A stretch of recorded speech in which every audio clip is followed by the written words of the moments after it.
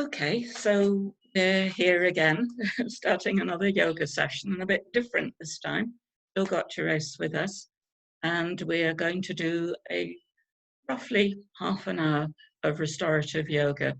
So wonderful, wonderful, wonderful yoga for calming your nervous system, just letting you recover if you're post-op.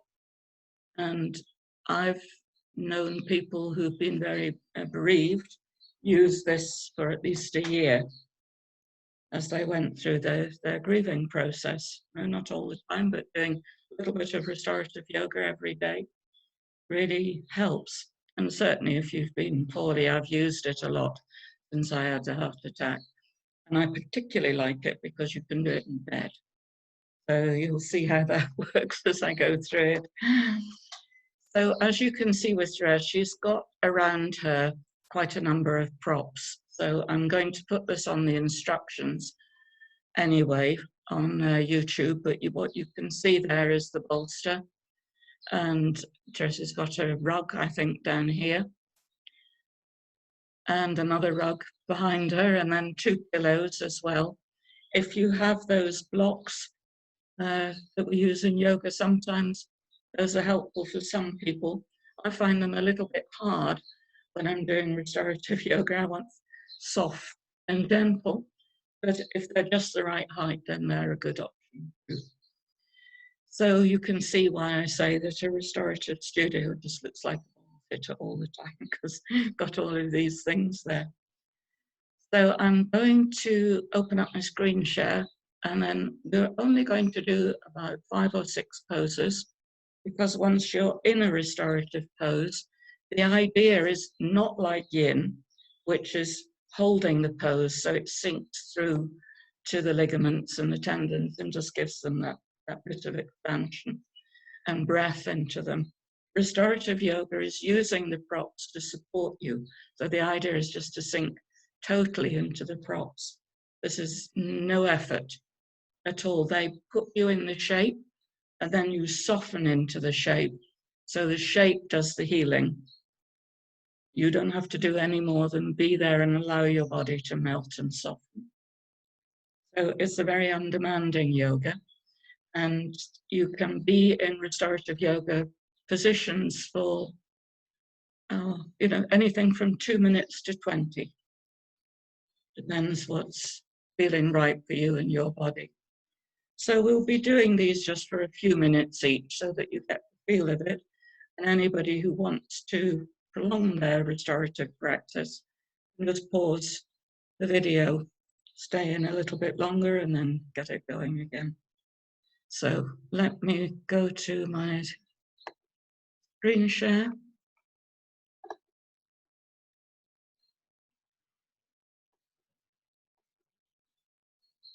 There we are. And as usual, Therese is sitting there already in a centering position. And as always, we use our centering just to bring our awareness into our body, check in with ourselves, just checking the posture,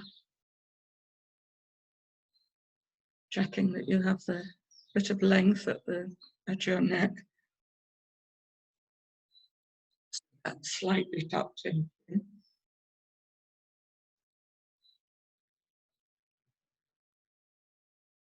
And using this time, particularly for restorative yoga, but beginning to turn your attention to the part of you that you want to help to heal.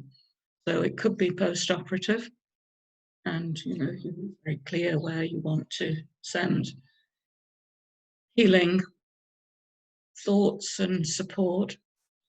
Other times it's more emotional, and you just need to feel the support in the props and in the room and in the air to give you that feeling of just being able to let go for a little while and let your body heal itself. That's an amazing ability to self-heal, but we have to allow it to do that. So as you sit there in your centered position, you begin to pay attention to your breath. As you can imagine, with restorative yoga, we're not looking to pump the breath up or do anything like cardiac workouts with it. Just pay attention to how your breath is today.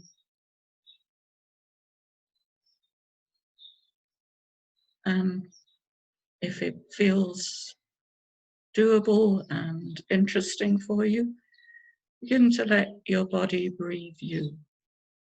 We're really working here with the wisdom of the body rather than what we impose with our minds.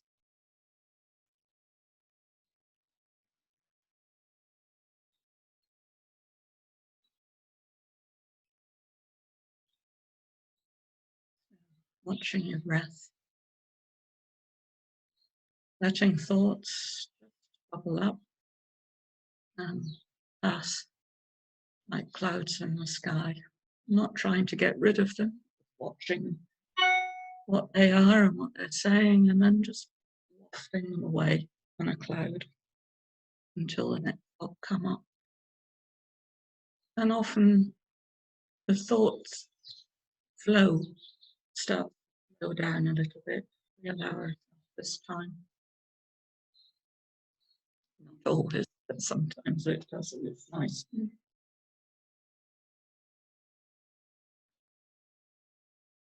So moving into the first restorative pose, we've got a seated straddle pose. So you've got your feet on the floor, you've got your knees up, knees bent, and the bolster just placed against the floor.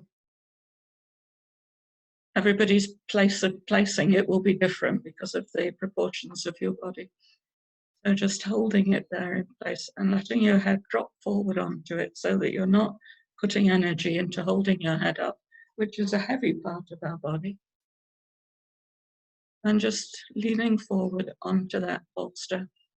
If you don't have a bolster, it's possible to do it with rolled up blankets and stacked up. It's possible to do it with, what else could we use for that? But something like the bottom of a sofa seat. You can take out the kind of square, that's the cushion that you sit on. They're firm, and you can often just lean forward onto that. You get an eye for looking at your environment, your restorative prop. You've been doing this for a while. So here we're just relaxing, beginning to do the start of a forward fold. And of course, benefits of a forward fold we're going to have here. Light stretch of the lower back.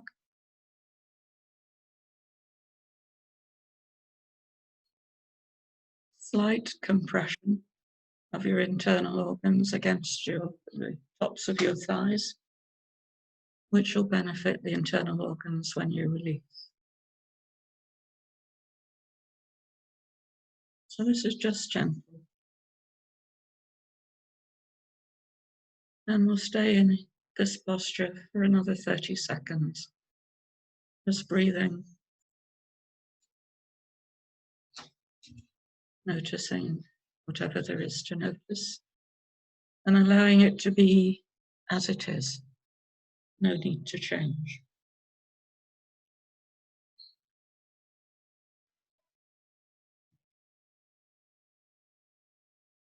You see me looking down, I'm looking at the clock to check the time.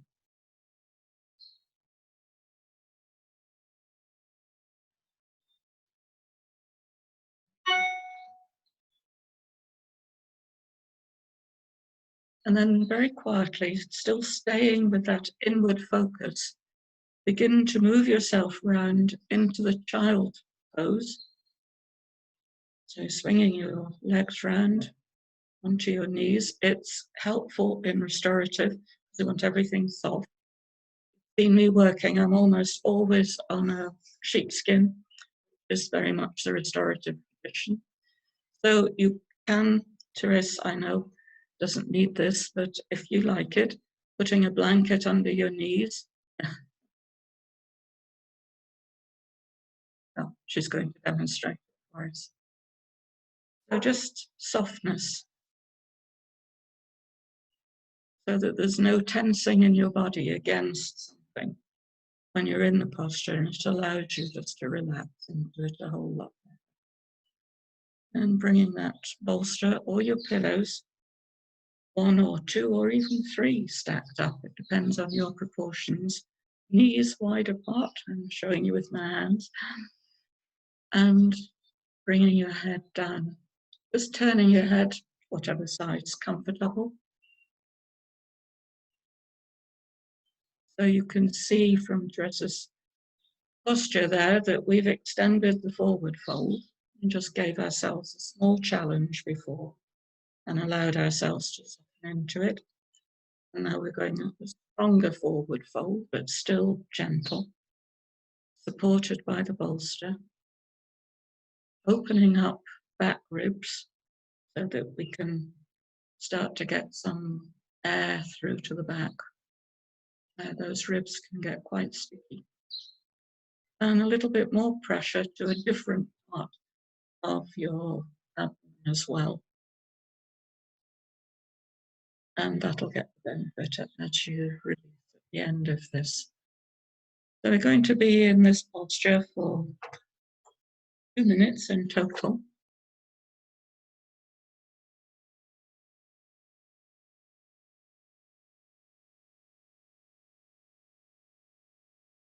And hopefully for those of you who've got bony feet, having the blanket underneath your feet, if you're getting uncomfortable, the pressure on that foot get quite sore. But the blanket starts to absorb that.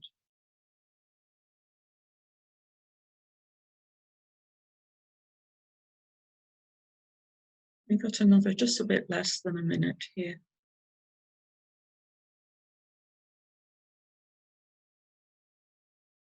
You're breathing and relaxing.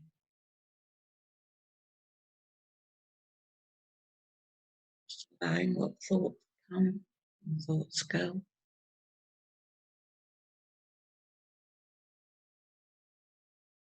Sending softness and breath to parts of your body.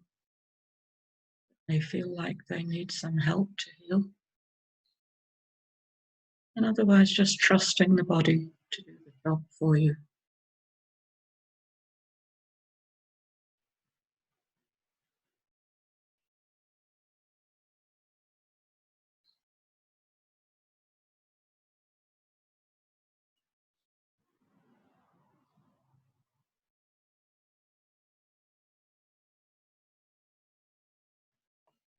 And then very slowly bringing yourself out of that child pose. Just slowly, slowly, slowly, so that your inner ears don't get the angle that they're at. And then you're going to be lying on your back in what was everybody's favorite in any restorative class I've done, is mountain brook pose. So with this, you're on your back. You've got a blanket underneath your mid-back and head. Yep. So you've got a rolled up blanket or the bolster. It depends on your proportions. Yep, that looks good. You can take that blanket a little bit further back at the back, but just see how it feels when you go down. And if it feels like your chin suddenly pokes up into the air, it can be quite nice just to fold the top fold of the blanket over once so that your head is slightly higher. And tuck it into your neck to give neck support. That looks, you've got it. Your body always knows when you've got it. You feel yourself. Heave a sigh and just sink at your body. Soften right into the mat and the blanket. Let your thighs melt. And when I do the relaxation, I talk about thighs melting. You can just let those thighs relax and soften. Knees are supported.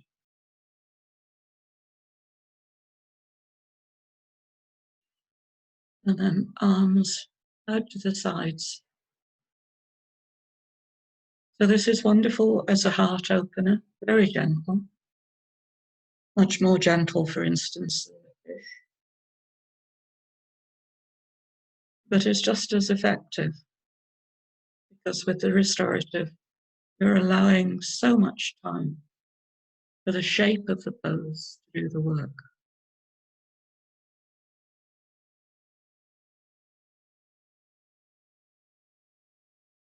And if you like to work with your imagination, just imagine yourself in the mountain stream, flowing with the stream. Feel the ripple of the water in the shape of your body, and allow a very natural flow.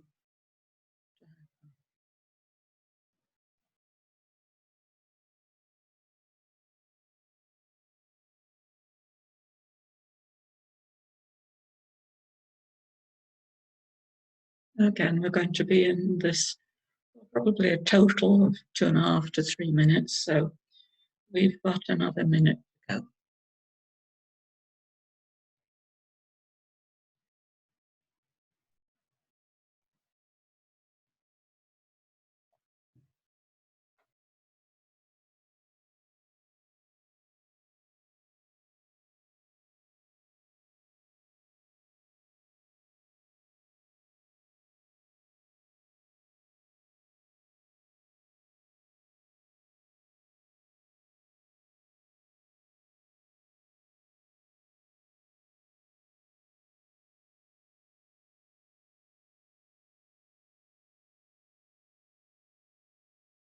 In these very relaxing poses, nice to watch your breath, see what's happening with it.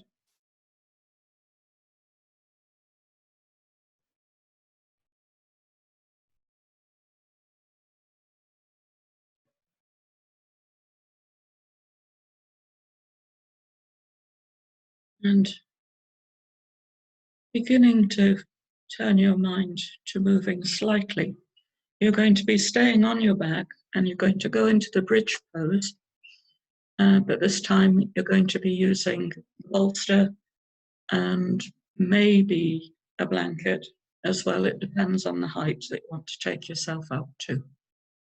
So bringing your hands down to the side, popping support under your pelvis.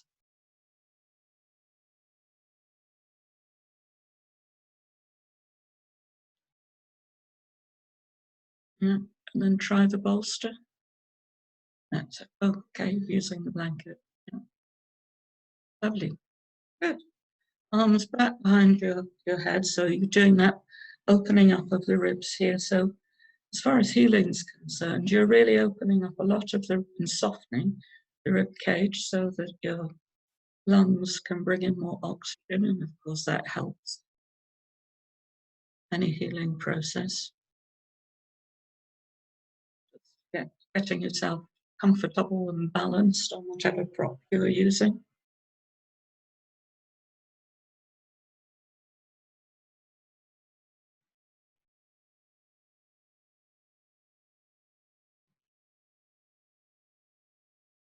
Again, we're going to have a couple of minutes here.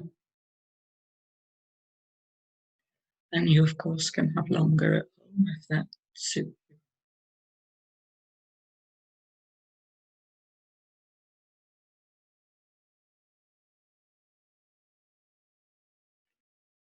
Some people in the Iyengar tradition will use props like the blocks here to hold up the pelvis when they're in bridge, which is also absolutely fine.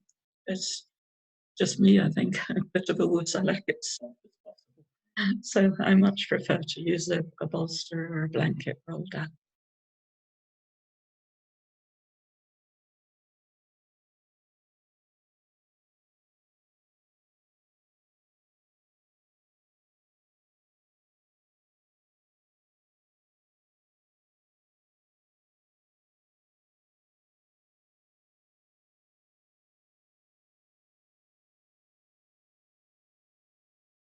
Another 30 seconds.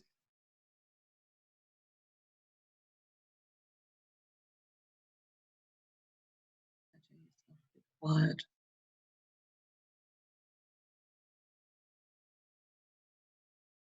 Watching the breath. Listening to the stillness.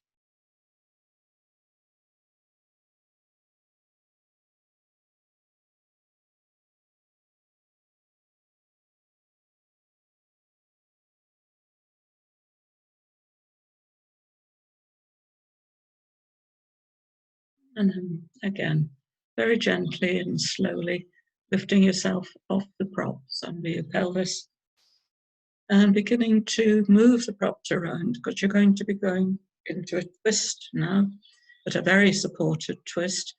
So you're sitting kind of almost kneeling, putting two bolsters or a bolster and a blanket, lengthways, bringing your right hip right up to that bolster. You can either have it like that, or if somebody's taller, they can roll that blanket up and have it a bit higher. It depends on the length of your torso.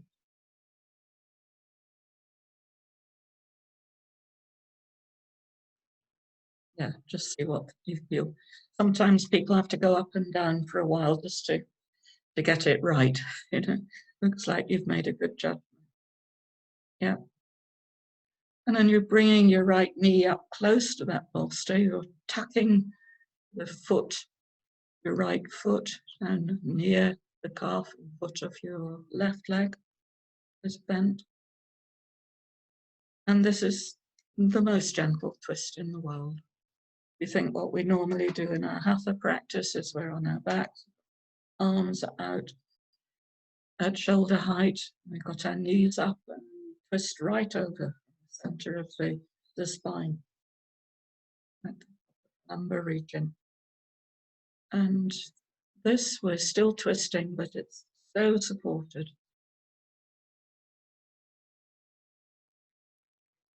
But still giving you all benefits of a twist.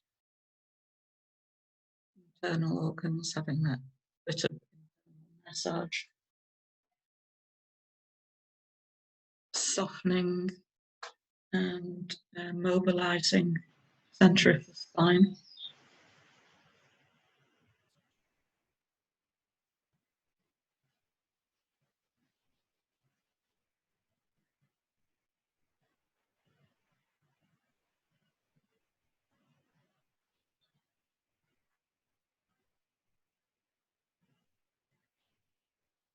And it's actually only that part of the spine which is built to do some twisting.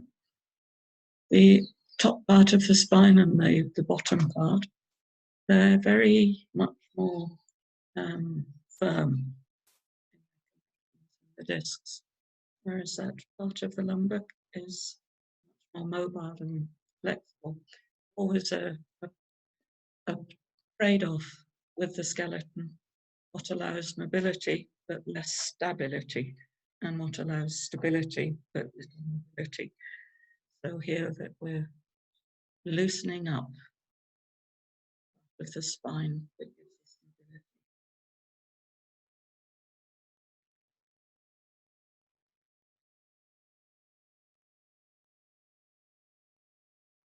And then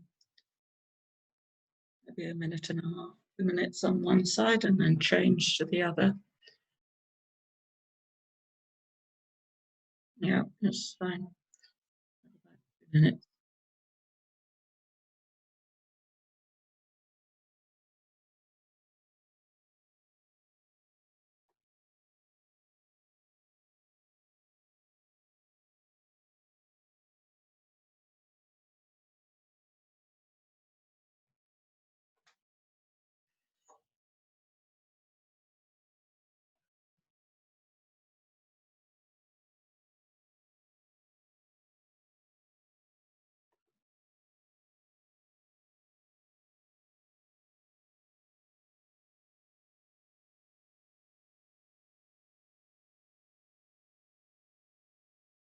For people who particularly enjoy music, it can be really nice in a restorative session just to have quiet, gentle music flowing in the background. I find I get involved with the rhythm of the sound, so I like silence more.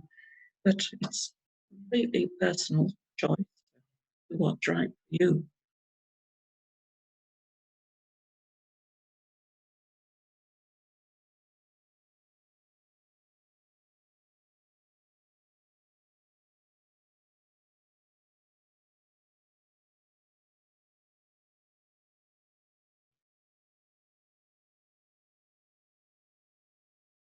And now gently beginning to bring yourself out of this one and prepare to go into the Sphinx.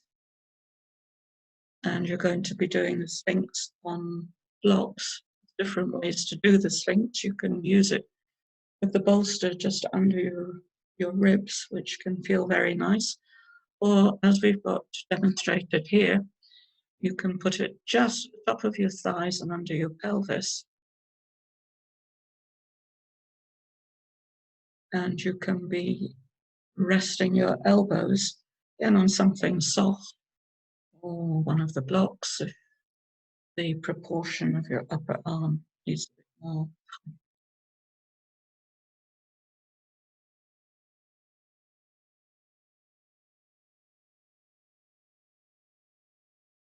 As I like that you're using the blanket, I find for that one that the bolster is just a bit too high and firm for me. So I think that blanket's exactly right.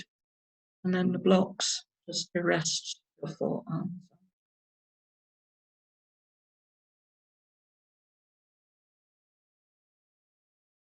Yeah, it's lovely. So you can let your wrists relax over the front of the block. Have that gentle challenge to your lower back. Oh, hello, Ozzy. Ozzy's coming to check things out now. Yes, I could.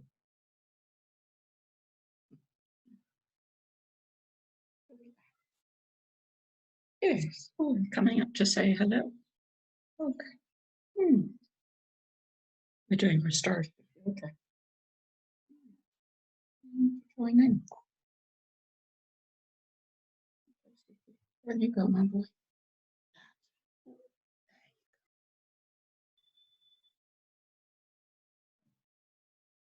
So maybe a minute and a half, 2 minutes on this one. It's often more difficult for people to challenge the lower back even a little.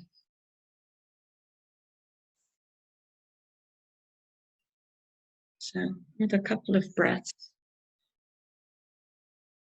and coming out of that in your own time. And again, turning over onto your back and arranging the props so that you're in that reclined, easy pose. You can do it in different ways. Some people really like to have their, as it's demonstrated here, with their legs in that sort of cross-legged, lying back. Other people like to do it with the cobbler position, but again, lying. Other people like to have it more like Savasana. It's entirely up to you. You know what your body needs. The idea with the easy pose with blankets is that you are really, really held in a nest of blankets. And in fact, I then use this to go into Savasana. I don't do another movement to straighten out. I just use this as the deep breath posture. So lying back onto a blanket or two, depends what feels nice. Ooh, that looks nice. I'll do this myself now after this. Arms out to the side and arms out onto folded blankets or folded towels or your two pillows, whatever you've got around. It just stops any strain on your shoulder joints as they drop back. supports them whilst also opening them out. Another gentle heart opener.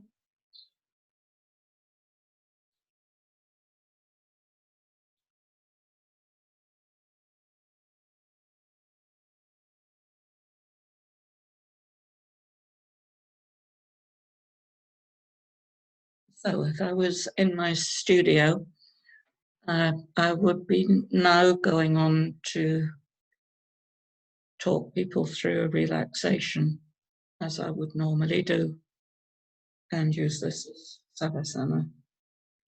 Some people like to do this for 3 minutes or so and then straighten their legs. Just use the blankets that are down there to the knees well supported. All depends on how comfortable you are with a wide angle pose.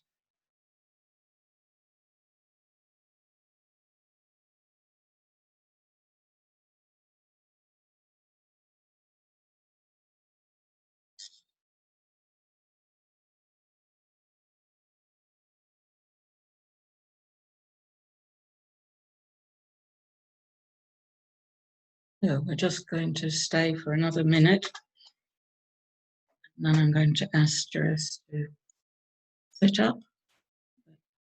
Let her have another few breaths and really soak up the deep rest that's possible with these kind of poses. It's actually an offshoot of Iyengar yoga, barely recognizable. But the use of props really began to open up people's creativity, how to use the props to get different results. Iyengar used it to enable a deeper stretch, different shapes to some of the standing postures. But people who are more interested in the healing mechanisms of the body and self-healing began to adapt it a lot and notice that just the rest that you get does restore, refresh, renew, and that the shape of the postures is subtly transmitted through the tissue in just as an effective way as having a hatha yoga session. It's very interesting.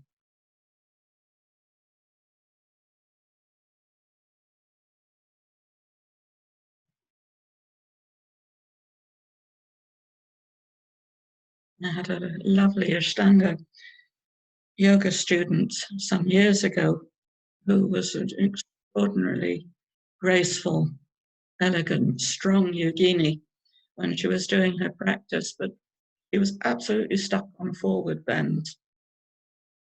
And she did 2 years of restorative with me, and she did a lot of restorative at home. At the end of the 2 years, she was folding forwards with no problem whatsoever. And it was restorative. She was absolutely convinced it was restorative that enabled that to happen, because she'd done Ashtanga yoga for 10 years before that. So it looks gentle, but it's definitely powerful.